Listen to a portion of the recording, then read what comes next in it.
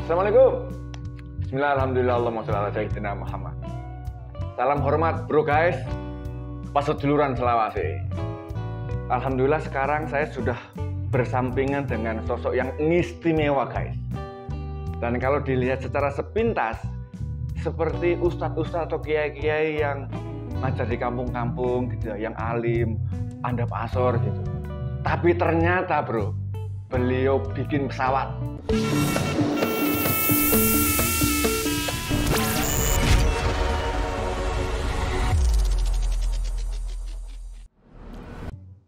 Luar biasa nih. Ini dengan Profesor Ati.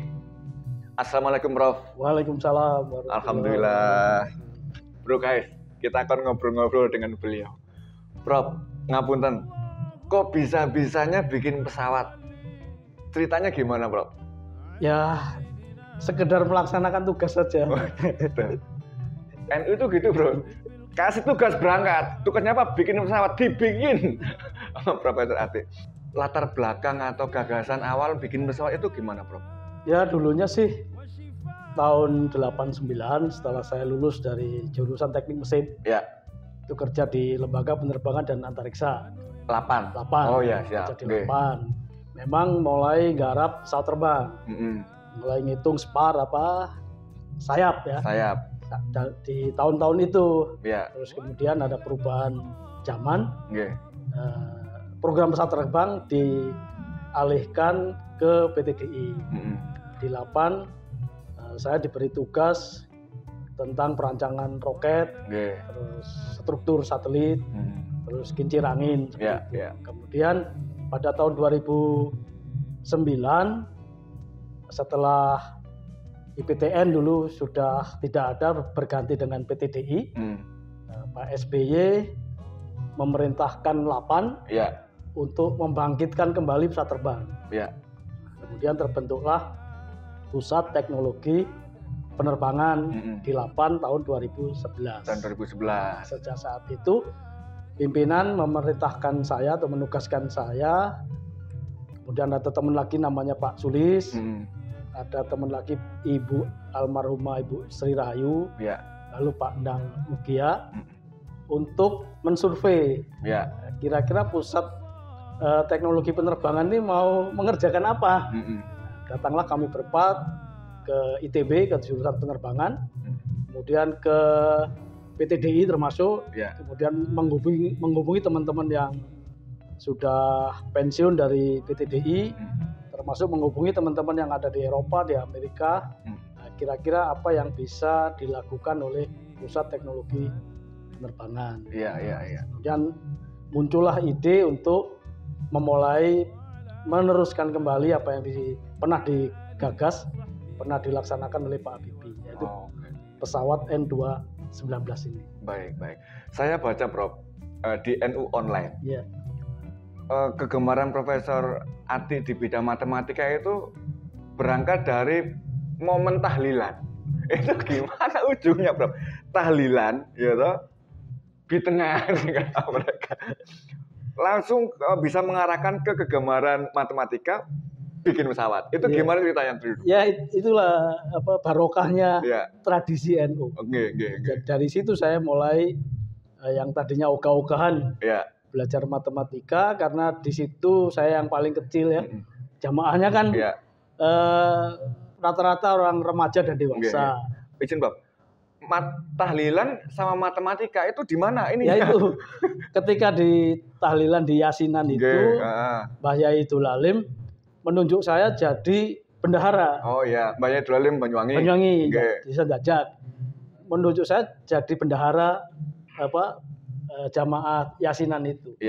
Saya mulai belajar menghitung kan, hitung duit orang. Oh, ini benar nyatetin. Nyatetin gitu. Itu. Nah, ini harus punya alatnya kan.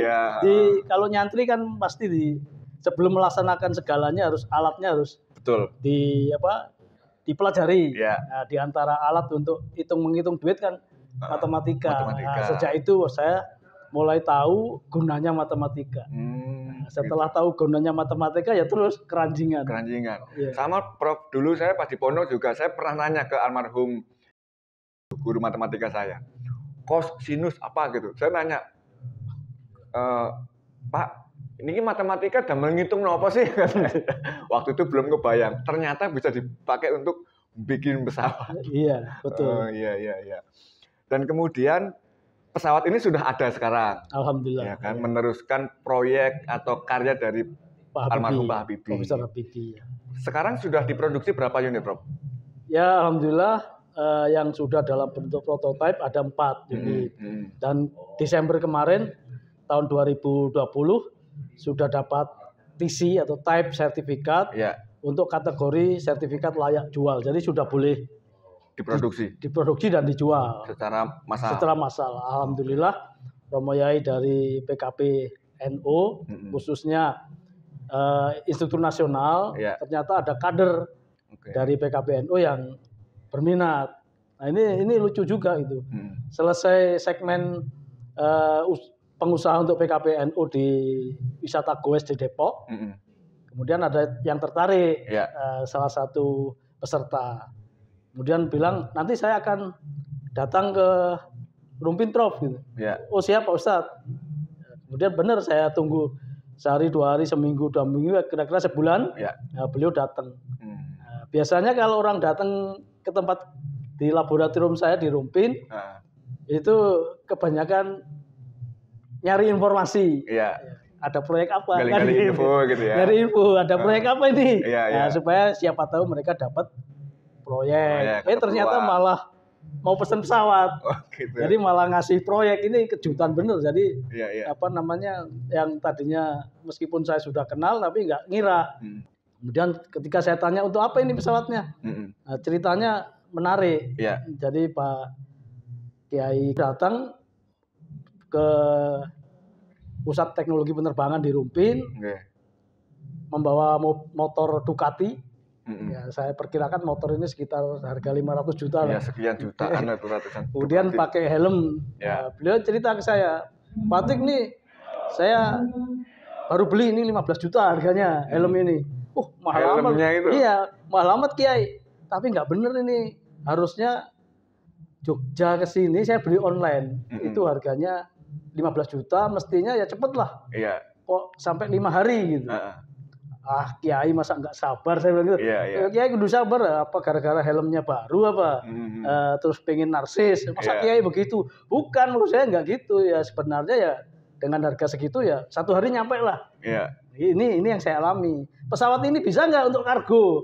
Bilang gitu supaya orang-orang yang mesen seperti saya ini biar cepet dari Jogja ke Jakarta atau Jogja Kalimantan atau kemanapun nggak sampai 5 hari. Nah itu jadi motivasi beliau saat itu seperti itu.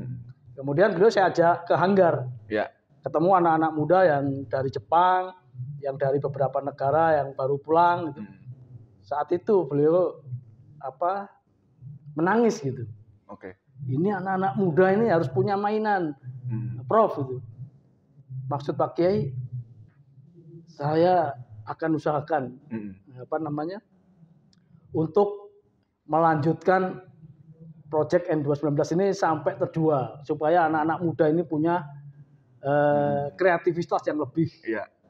Gitu. Jadi motivasinya sebenarnya bukan hanya semata-mata beli pesawat, tetapi untuk ada efek manfaat yang jauh lebih besar untuk kemajuan negara ini. Dan ternyata memang itu beririsan dengan maksud dibuatnya pesawat N219 ini ketika kepala lapannya masih Pak Bambang Teja. Saya mengikuti waktu itu bersama beliau. Pak Bambang Teja itu bilang gini, kalau hanya beli pesawat dengan uang segitu dapat banyak. Lapan cukup menghubungi industri pesawat terbang, apa ada yang di Amerika atau ada yang di Eropa, selesai. Tapi maksud Lapan bukan itu. Maksudnya adalah membangkitkan kembali apa yang sudah pernah dirintis oleh Pak Habibie, syukur-syukur menjadi produk yang jauh lebih baik. Dan Indonesia akhirnya punya semangat kemandirian di bidang teknologi penerbangan, khususnya industri pesawat terbang. Kira-kira seperti itu, Mas. Maksudnya ini pesawat ini dibeli untuk apa? Untuk diproyeksikan penggunaannya untuk jejaringnya NU doang gitu atau untuk umum? Enggak, untuk umum. Untuk umum. Kan NU kan selama ini memang organisasi terbuka ya, siapapun boleh memanfaatkan. Begitu juga pesawat ini juga untuk siapapun, untuk bisnis kargo. Tapi jangan lupa bahwa dengan pengoperasian N219 meskipun baru diawali misalnya 5 pesawat ini, nanti efek dominonya itu akan luar biasa. Efek dominonya? Di antaranya pesawat ini nanti akan dilanjutkan risetnya menjadi pesawat amfibi. Oke. Ya, pesawat amfibi kita sudah kerjasama dengan beberapa industri komposit yang sudah biasa bikin pelampungnya kapal laut. Nah, kita akan ubah sedikit sesuai peraturan yang berlaku di peraturan pesawat terbang untuk kebutuhan pelampungnya pesawat terbang. Dan kita memang belum pernah sempat bikin pesawat yang amfibi ya, Prof? Belum pernah. Ya. Kalau tank kan udah pernah dibikin tuh Antareja yang kemarin sama. Iya, itu yang pertama. Yang kedua, karena kita itu punya kemampuan bikin baterai yang sudah dirintis oleh pemerintahan Pak Jokowi saat ini. Itu nanti insya Allah kita akan berkembang menjadi pesawat yang powernya baterai. Gitu. Kalau sudah masuk power baterai itu sudah sepertinya tak terbendung lah kita bersaing di dunia teknologi penerbangan yang saat ini baru mulai untuk power baterai. Pesawat pakai baterai? Ke baterai. Pesawat pakai baterai, Bro. Berarti dicas, Bro? Iya, dicas. Kayak handphone. Nah, ini ide-ide seperti ini. Yang berani punya ide itu kan hanya orang NU kelihatannya ya. Karena seringkali kan banyak yang dikira nggak masuk akal gitu. Namanya ide kan tidak harus masuk akal. Betul. Gitu.